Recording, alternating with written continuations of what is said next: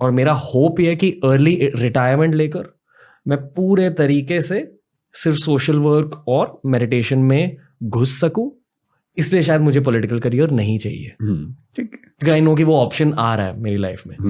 Business के options तो आते जाएंगे, पर एट सम पॉइंट मैं स्टेप बैक लेने वाला हूँ और सिर्फ ऊपर वाले को याद करने वाला हूँ। क्योंकि जितना मैंने किताबों से पढ़ा है, मैं ये डेफिनेटली मानता हूँ कि मोक्ष निर्वाणा जैसी चीज होती है। हम इस संसार में आते रहेंगे जब तक हमें अल्टीमेट स्पिरिचुअल प्रोग्रेस ना मिले तब तक। और आई वुड लव कि अगर भगवान भी ये चाहे कि ये मेरा आखिरी जन्म हो इस संसार में, और मैं पूरे फोर्स के साथ वो कोशिश करूंगा कि ये असल में मेरा आखिरी जन्म हो, क्योंकि मुझे पता है कि मेरे अंदर कितना फोर्स है कि ये सब बना है। पर मटेरियल दुनिया में से वो फोर्स निकाल कर अगर मैंने पूरा फोर्स स्पिरिचुअल दुनिया में डाल दिया, आई थिंक वो मेरे लॉन्ग टर्म में मुझे खुश रखेगा वो थॉट प्रोसेस। तो ये है मेरा ओपिनियन। आपका ओपिनियन क्या है? इसमें 2-3 पॉइंट्स हैं। एक तो जो स्पिरिचुअल जर्नी की बात आपने कही ना, क्या होता है कि हम जब बड़े होते हैं तो हमारा थॉट प्रोसेस चेंज होता है जी। इसलिए छोटा बच्चा अगर बदमाशी ना करे तो अपने स्वधर्म के खिलाफ जी रहा है। इसलिए बच्चों को बदमाशी करना बहुत जरूरी है, शरारती होना बहुत जरूरी है। और जितना ज्यादा वो शरारती है उतना ज्यादा उसे पोटेंशियल है। जनरली आप ये भी मान के चल सकते हैं। फिर क्या होता है कि कई फिलोसफर्स ने और भारत के जो पुरुषार्थ व्यवस्था है उसमें एक बड़ी गहरी बात है कि 25 साल तक ब्रह्मचर्य कहा गया है। उसमें 25 से 50 गृहस्थ है, फिर वानप्रस्थ है, फिर सन्यास है। ये बहुत लोगों ने बहुत लंबे समय तक सोच समझ के सिस्टम बनाया होगा। एक कीरकेगार्ड नाम का फिलोसफर जर्मनी में हुआ, हीगेल से करीब 100 साल पहले, और हीगेल के समय में हुआ। और क्योंकि हीगेल बहुत पॉपुलर था, हीगेल एक रैशनलिस्ट था जो बहुत ही ऊट-पटांग बात बोलता था जिसको लोग समझ नहीं पाते थे। उसने बड़ी गहरी बात कही कि जिंदगी में फेजेस आते हैं। शुरू में आप सुखों के पीछे भागते हैं, अंधे होके भागते हैं कि मुझे ये खाना है, ये पीना है, सेक्स चाहिए, ये चाहिए, वो चाहिए। ये सब चीजें बहुत अट्रैक्ट करती हैं कुछ समय के लिए, लेकिन जब आप इससे बाहर निकलते हैं आपको गिल्ट नहीं तो कम से कम ये लगता है कि इतना क्यों पागल हो गए थे इसके पीछे। धीरे धीरे आप नैतिक जीवन की ओर बढ़ते हैं, फिर नैतिक जीवन से भी ऊब होने लगते हैं, फिर आप स्पिरिचुअल लाइफ की ओर बढ़ते हैं। इसी बात को एक शायर ने बड़े खूबसूरत अंदाज में कहा। मेरा बेटा अभी 16-17 साल, 16.5 साल का, उसका फेवरेट शेर है, वो बड़ा शेर आजकल सुनाता रहता है मुझे। फितूर होता है हर उम्र में जुदा, फितूर होता है हर उम्र में जुदा, खिलौने, माशूका, रुतबा और खुदा। तो आपकी खिलौने की उम्र चली गई है, माशूका आप कह रहे हैं कि एक बार ब्रेकअप हो ही गया आपका। एक बार नहीं, अच्छा ज्यादा बार हो गया, मल्टीपल ब्रेकअप्स। रुतबा आपके पास है ही, तो बचता खुदा ही है। सीधी सी बात है कि अब आपके मन में वही चीज आएगी। इसी बात को स्टैंडर्ड तरीके से अब्राहम मैस्लो ने समझाया कि हमारी जिंदगी में नीड्स चेंज होती हैं, और आप एग्जैक्टली वही बात कर रहे हैं जो उसने कही थी कि शुरुआत में फिजियोलॉजिकल नीड्स होती हैं, भूख, नींद। अगर आपकी नींद पूरी ना हो 2 दिन तो आप ध्यान की बात कभी नहीं सोचेंगे। नींद पूरी होगी, पेट भरा होगा तो आप ध्यान की बात सोच सकते हैं। पेट खाली होगा तो ध्यान बिल्कुल नहीं आएगा उस समय। फिर सेफ्टी की नीड है। आप यहाँ हैं, आसपास 3 लोग चाकू लेके खड़े हैं, ध्यान बिल्कुल दिमाग में नहीं आएगा। पहले सेफ्टी चाहिए, तो फिजियोलॉजिकल पूरा हो जाए, सेफ्टी पूरी हो जाए। फिर प्रेम चाहिए जीवन में। प्रेम नॉट एग्जैक्टली कि अपोजिट सेक्स वाला प्रेम ही चाहिए, पेरेंट्स का भी हो सकता है, दोस्तों का भी हो सकता है, उसकी भी नीड रहती है। इसलिए आप देखेंगे लोग अपने 20 से 30 की उम्र में करियर ओरिएंटेड इतने ज्यादा होते हैं कि दोस्तों को भूल जाते हैं, क्योंकि उस सेफ्टी की नीड पे फोकस होते हैं, और सेफ होते ही दोस्तों को याद करते हैं वापस कि यार कहाँ हो, चलो बैठते हैं, क्योंकि अब उनको प्रेम चाहिए, मित्रता चाहिए। प्रेम के बाद होता है एस्टीम, इज्जत, रुतबा, जो आपको बहुत जल्दी मिल गया। कई लोगों को ताउम्र नहीं मिल पाता है, किसी को लेट मिलता है। जब इज्जत भी मिल गई, प्रेम भी मिल गया, सेफ्टी भी है, पेट भरा हुआ है, तो जो नीड पैदा होती है उसको सेल्फ एक्चुअलाइजेशन बोलते हैं, जिसको गीता की भाषा में कहे स्वधर्म। कि मैं किस चीज के लिए पैदा हुआ हूं, अब वो काम करना है। और ये आमतौर पे सोशल टच इसमें आता है। जैसे वानप्रस्थ भारतीय परंपरा में कि 50 तक कमा लो, परिवार सेट कर लो, 50 के बाद सोचो कि भाई अब 20-25 साल बचे, 30 साल बचे, कितना अपने लिए करोगे, जिस समाज से लिए उसको लौटाओ। वानप्रस्थ का मतलब है परिवार में रहते हुए तटस्थ होने की प्रक्रिया, डिटैच होने की प्रक्रिया, कि मैं हूं संसार में, परिवार में हूं, रिश्ते निभाऊंगा, लेकिन अब मेरा ज्यादा ऊर्जा और समय समाज को खर्च होगा, समाज के लिए खर्च होगा। इसी को अब्राहम मैस्लो क्या बोल रहा है, सेल्फ एक्चुअलाइजेशन। वो नेसेसरली समाज नहीं है। कोई अगर पेंटिंग करने का बहुत शौक लेके पैदा हुआ, वो पेंटिंग करे, इस बात से मुक्त हो गए कि पैसा आएगा या नहीं। 3 इडियट्स फिल्म में जो थीम थी कि भाई अपना हुनर है ना, उसके पीछे दौड़, सफलता आ जाएगी अपने आप। संगीत की साधना करो, एकेडमिक्स में जाना, पढ़ो, नॉवल लिखो, डायरी लिखो, कुछ करो। अब्राहम मैस्लो ने बाद में फिर से रिवाइज किया अपने सिस्टम को और कहा कि एक और नीड है, किसी किसी को छठी नीड होती है, जो आपके साथ हो रहा है, वो है सेल्फ ट्रांसेंडेंस। सेल्फ ट्रांसेंडेंस का मतलब है अपने आप से मुक्त होना, अपने से परे जाना, जिसको हम अध्यात्म कह देते हैं। और अध्यात्म का बहुत ध्यान रखना है, स्पिरिचुअलिज्म और अध्यात्म एक बात नहीं है, बहुत बड़ी गलतफहमी है। स्पिरिचुअलिज्म शब्द वेस्ट का है, स्पिरिट से आ रहा है, और स्पिरिट क्या है, क्रिश्चियनिटी में ट्रिनिटी है, God the Father, God the Son and the Spirit, Holy Spirit. God the Father God है, गॉड द सन जीसस है, और होली स्पिरिट वो चेतना है जैसी चेतना हर ह्यूमन बीइंग को लेके आनी है। स्पिरिचुअलिज्म का बेसिक मतलब है अपने स्पिरिट को होली स्पिरिट से कनेक्ट करना। So that is basically religious belief in Christianity. अध्यात्म वो नहीं है, ये अधिआत्म है।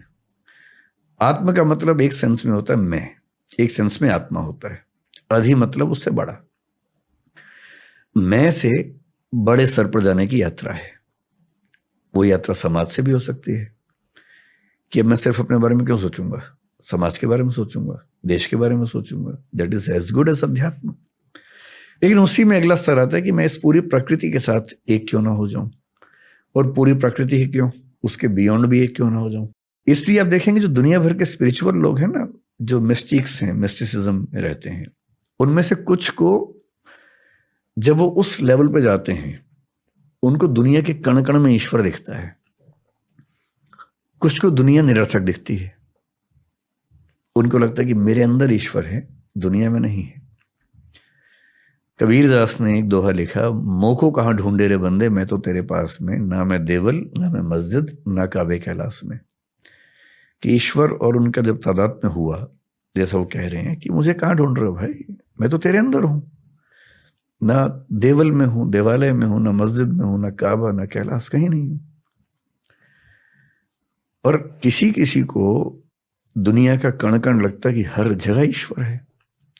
तब वो क्या बोलता है, वही कबीर क्या बोल रहे हैं, लाली मेरे लाल की जिद देखूं तितलाल, लाली देखन मैं चली मैं भी हो गई लाल। दुनिया के कण कण में लालिमा दिख रही है ईश्वर की। तो इंट्रोवर्टिव एक्सट्रोवर्टिव आप किस मिस्टिसिज्म में जाएंगे, संयोग की बात है। लेकिन एक लेवल के बाद जो लोग ईश्वर को मानते हैं गहराई से, उनको ये नीड महसूस होती है कि अब मैं उसके साथ कनेक्ट कैसे हूं। This is a kind of spiritualism जो आप शिद्दत से महसूस करते हैं। जहां तक मेरी बात है, मैं गॉड को लेके वैसा फील नहीं कर पाता हूं, मेरे अंदर ऐसी फीलिंग बहुत ज्यादा है। मैं एग्नोस्टिक हूं, मैं ये मानता हूं कि ये दुनिया गॉड ने बनाई है, ऐसा हो भी सकता है, नहीं भी हो सकता है। ये भी हो सकता है कि अपने आप बनी हो, एवोल्यूशन के प्रोसेस में बनी हो। मुझे ये जरूर लगता है कि ज्यादा चांसेस हैं कि कोई ना कोई फोर्स है इस सब के पीछे, पर वो फोर्स वैसी एकदम नहीं है जैसा धर्मों के लोग मानते हैं। वैसा होने का स्कोप ही नहीं है, क्योंकि सारे धर्म जब पैदा हुए, जनरली आप देखेंगे 6th सेंचुरी BC में लगभग अधिकांश धर्म पैदा हुए। चाहे हम बुद्धिज्म की बात करें, जैनिज्म है पुराना, लेकिन महावीर उस समय पैदा हुए। कन्फ्यूशियनिज्म 6th सेंचुरी BC में हुआ। ताओइज्म उसी समय का चाइना में। क्रिश्चियनिटी लगभग उसके 600 साल बाद हुई। जूडाइज्म थोड़ा सा पहले से है, 6th सेंचुरी BC के आसपास कुछ कुछ दिख रहा है उसमें। Islam as an organised religion काफी देर में हुआ, हालांकि वो मानते हैं कि एडम के समय से उनका धर्म चलता है। धर्मों का विकास, ह्यूमन बीइंग का जो कॉग्निटिव डेवलपमेंट है, जब हम पहली बार सोचने लगे, हम तो मतलब कई अरब साल का प्रोसेस है एवोल्यूशन का, लगभग 1400 करोड़ साल के आसपास का प्रोसेस है, जिसमें पहली बार सोचने वाली स्पीशीज जो बनी, हमारी सोचने का प्रोसेस 70,000 साल पहले शुरू हुआ है। सिर्फ 70,000 साल से हम सोच रहे हैं। तो उसके पहले सोचने की क्षमता नहीं थी, ब्रेन ऐसा नहीं था। पिछले 2,500 साल से फिलॉसफी चल रही है, यानी सोचने के भी शुरुआती 67,500 साल में फिलॉसफी नहीं है। जब पेट भरने लगा, नियोलिथिक रिवॉल्यूशन हुआ, खेती होने लगी, सेटलमेंट्स होने लगी, तो कई लोगों को पहली बार भरपूर सोचने का मौका मिला। तब उन्होंने सोचा कि ये सब कैसे बना होगा, इमेजिन किया कि ईश्वर ने बनाया होगा। लंबे समय के बाद इमेजिन किया। इंटरेस्टिंग है कि भारतीय परंपरा में विष्णु के 10 अवतारों में पहला मत्स्य अवतार है, मछली का, पानी के अंदर। एवोल्यूशनिज्म कह रहे कि पानी से ही शुरुआत हुई। पश्चिम में 6th सेंचुरी BC में पहला फिलोसोफर पैदा हुआ है, थेल्स नाम का, थेलीज बोलते हैं उसको कुछ लोग। वो क्या बोल रहा है कि दुनिया पानी से बनी है। ह्यूलिज्म बोलते हैं कि दुनिया पानी से बनी है। मैं जो कहना चाह रहा हूं कि ये सारी फिलोसफीज बहुत ज्यादा प्रभावित हैं इस संसार के अनुभवों से, जबकि सच ये है कि पूरे यूनिवर्स में, अगर मैं इस पूरी दीवार को यूनिवर्स मान लूं, तो जो हमारा पृथ्वी जो हमारी है ना, वो क्या मैं कहूं, एक मच्छर को भी 100 से डिवाइड कर देंगे उतना हिस्सा बनेगा। 1000 से डिवाइड कर। हाँ, इतनी छोटी पृथ्वी के कुछ 1000 साल के अनुभवों से हमने थियरीज बना ली हैं बड़ी बड़ी, कि भगवान, अल्लाह, गॉड। और आप देखेंगे बाइबल में, क्रिश्चियनिटी में ये माना गया कि ईश्वर ने पृथ्वी बनाई, एडम के लिए बनाई। और बाइबल ये मानती है कि पृथ्वी केंद्र में है, सूर्य चक्कर काट रहा है। अब साबित हो गया, कोपरनिकस ने साबित कर दिया कि नहीं, सूर्य केंद्र में है, पृथ्वी चक्कर काट रही है।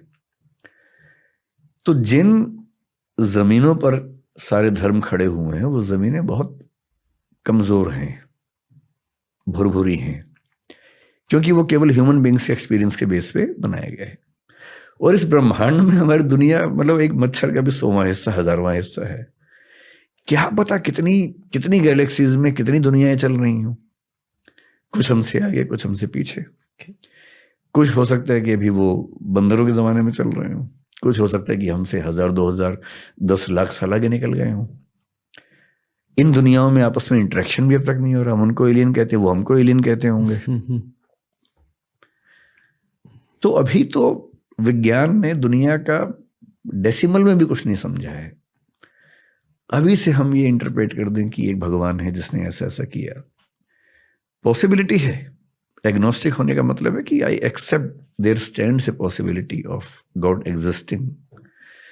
पर हमारे दुनिया के धर्मों में, दर्शनों में गॉड की जो व्याख्या है बहुत ही बेसिक लेवल की है। पृथ्वी को केंद्र में रख के व्याख्याएं की गई हैं, अपने देश को ध्यान में रख के, अपने समाज को ध्यान में रख के बनाई गई व्याख्याएं। मेरे ख्याल से अल्टीमेट रियलिटी जब भी हमारे सामने आएगी, मतलब हमारी जिंदगी में तो शायद नहीं आएगी, शायद 10-20 हज़ार साल तक भी ना आए, शायद 1 लाख साल के बाद सामने आए, वो वैसी नहीं होगी जैसी हम सोचते हैं, उससे काफी अलग होगी। तो हम यहाँ क्यों हैं? मतलब इस क्वेश्चन का आंसर मेरे पास नहीं है, और मेरा आंसर यही है कि मुझे भी नहीं पता कि हम यहाँ क्यों हैं। तो let us celebrate and enjoy that we do not know कि हम यहाँ क्यों हैं। इसी सवाल को लेकर मैंने अध्यात्म की पढ़ाई की है। नहीं, वो ठीक है, ये बेसिक सवाल है कि हम यहाँ क्यों हैं, पर इसमें एक प्रेमाइस है कि आप ये मान के चल रहे हैं कि दुनिया में हर चीज किसी कारण से ही होती है। हम इस प्रेमाइस को क्यों माने? क्योंकि कॉज इफेक्ट रिलेशनशिप, कारणता संबंध की हर चीज कारण से ही होती है, ये अपने आप में इंडक्टिव है। इंडक्टिव का मतलब है एक्सपीरियंस के बेस पे हमने निकाल लिया है। ऐसा कोई प्रूफ नहीं है कि हम ऑन्टोलॉजिकल लेवल पर, मेटाफिजिकल लेवल पर ये साबित कर सकें कि कॉजेशन या हर चीज का कारण होता है। ये हमारे मानव संसार के बियॉन्ड भी अप्लाई होने वाला है, ऐसा कोई गारंटी नहीं है। क्वांटम फिजिक्स में आजकल हम देखते हैं कि कुछ चीजें हैं जहां कॉजेशन का प्रिंसिपल हिल रहा है। कितना इंटरेस्टिंग है। अभी देखिए इस साल जो नोबेल प्राइज मिला है फिजिक्स वाला, क्वांटम फिजिक्स के लिए मिला है, उन लोगों ने क्या साबित किया?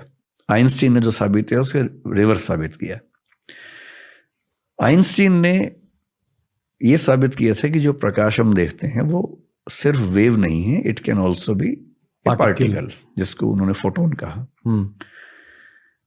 आइंस्टीन के समय में एक एक्सपेरिमेंट हुआ और आइंस्टीन हिल गए, पर उन्होंने उसको खारिज कर दिया। उसने कहा कि no, God doesn't throw dice मतलब वो पासे नहीं खेलता है, सिस्टम से काम करता है।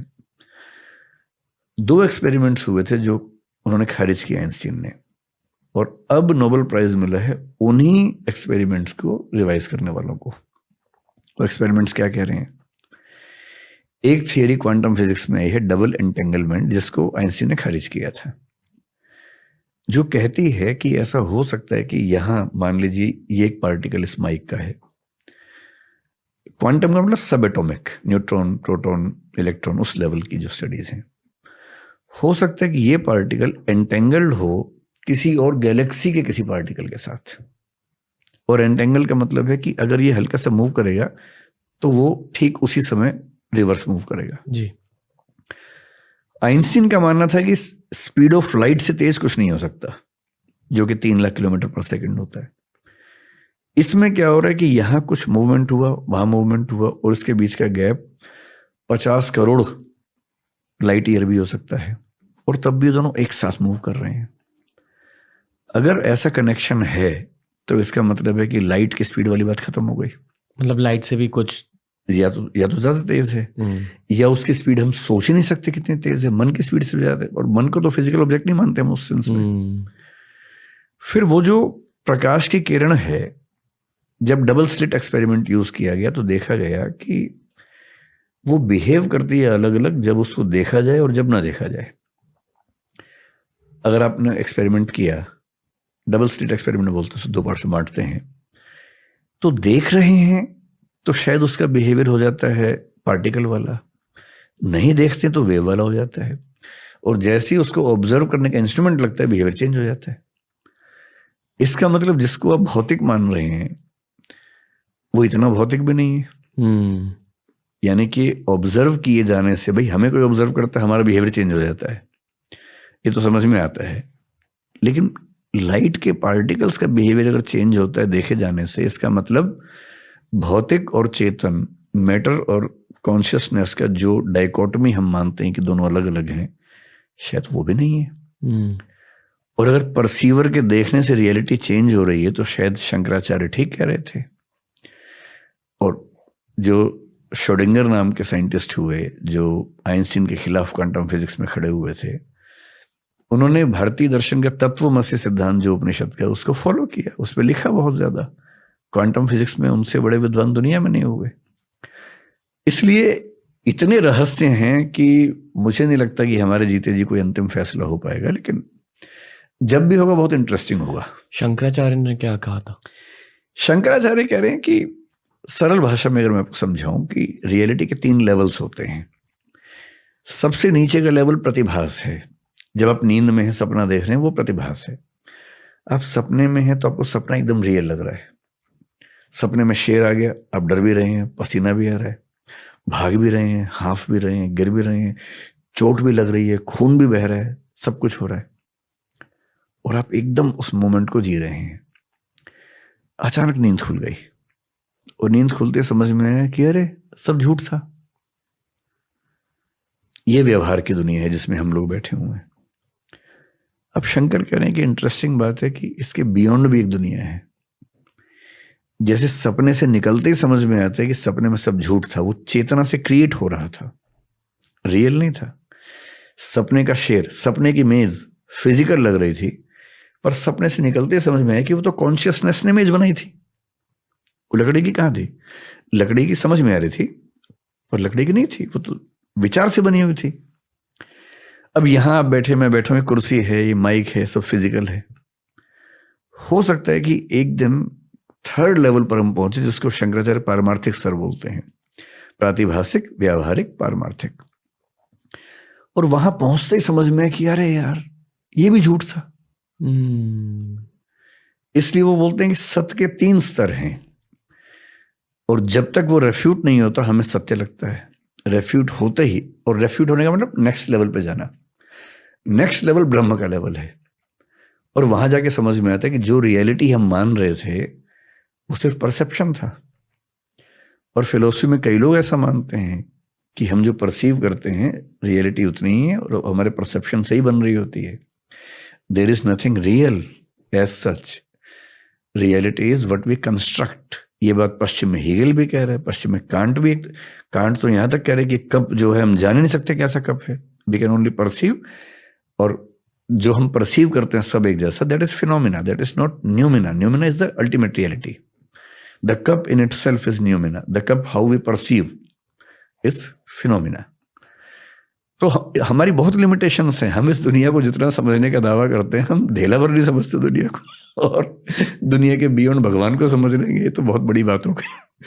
मुझे लगता है कि हम लोग बहुत छोटे हैं और उसको समझने का दावा करना ठीक नहीं है। समझने की कोशिश करना ठीक है, और वो कोशिश इस उम्र में सफल नहीं होगी ये मान के, और इस चीज से सुकून में रहना कि ठीक है हम कोशिश कर रहे हैं, नहीं होगा तो नहीं होगा, इसमें क्यों बेचैन होना है। कि जिस चीज का ज्ञान हो ही नहीं सकता उसके मामले में ये सुकून काफी है कि मैंने ज्ञान की कोशिश तो की, और मैंने बिना जाने किसी झूठी बात को स्वीकार तो नहीं किया। जब सारी दुनिया एक चीज को फॉलो करके पीछे दौड़ रही थी, मैं कम से कम रुक गया कि तब तक नहीं मानूंगा जब तक भरोसे के लायक जानकारी ना हो जाए। मैं कम से कम रुका तो, यहाँ जब तक मैंने खुद उस चीज का फील नहीं कर लिया, जान नहीं लिया, तब तक क्यों उसको मैं मान लूं। आज मैंने ये फील किया है कि आपकी इतनी बड़ी फैन फॉलोइंग क्यों है। मैं गप्पे अच्छी कर लेता हूँ। किसी ने इतनी ज्यादा डीप बातें नहीं की है इस पॉडकास्ट पर, इतनी ज्यादा क्लैरिटी के साथ। आपको लगता है कि लोगों को ऐसी बातें सुननी है आजकल? हाँ, सरप्राइजिंगली, क्योंकि जब मैंने अभी मैंने अपना चैनल शुरू किया कुछ दिन पहले, पिछले साल एक डिस्प्यूट हुई थी, मेरे एक वीडियो की क्लिप कुछ लोगों ने फैलाई, उसमें ऐसा लग रहा है कि मैं जो सीता माँ है उनका अपमान कर रहा हूँ, लेकिन वो ऐसी जगह काटा गया कि वो लिटरेचर का पार्ट था। तो बहुत डिस्प्यूट हुई उस समय, बहुत मतलब FIR वगैरह वो सब चीज़ें भी हुई। तो मुझे लगा कि कभी ऐसा हो तो कम से कम मेरा अपना एक मंच तो हो।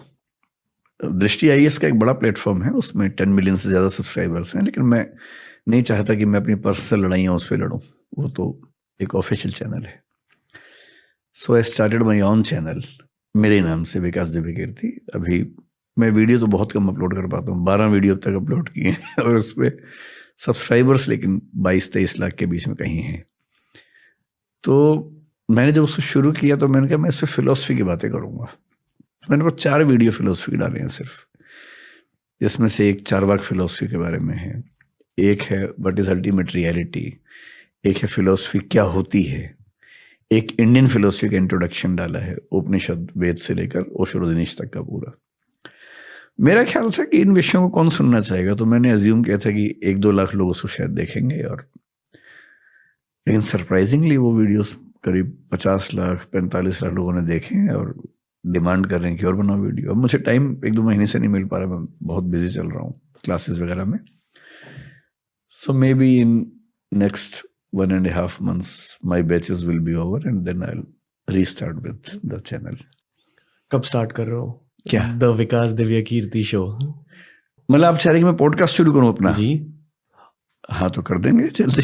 और आपको एक कॉन्वर्सेशनल पॉडकास्ट करना है। हाँ, मैं फिर वही करूंगा, बातचीत करूंगा, जहां आप मतलब खुल के एकदम एक्सपेंसिवली, टाइम लिमिट के बिना हर हफ्ते एक एपिसोड आप रिलीज कर दो, तो पूरा देश देखेगा। टाइम की बड़ी किल्लत रहती है, लेकिन मैं कोशिश करूंगा, जरूर करूंगा। मतलब पहली बार सुझाव मिला तो सीरियसली इसको लेता हूँ, क्योंकि फॉर द पॉडकास्टर जो आप बनोगे अभी, ये एक बहुत, एटलीस्ट फॉर मी, मैं खुद के पर्सपेक्टिव से बता, बहुत एवोल्यूशनरी प्रोसेस होता है, क्योंकि आपको चैलेंज किया जाता है हर हफ्ते में एक बार। कोई अच्छा गेस्ट आपको चैलेंज करेगा, जैसे कि आज आपने मुझे चैलेंज किया, एंड दिस इज व्हाट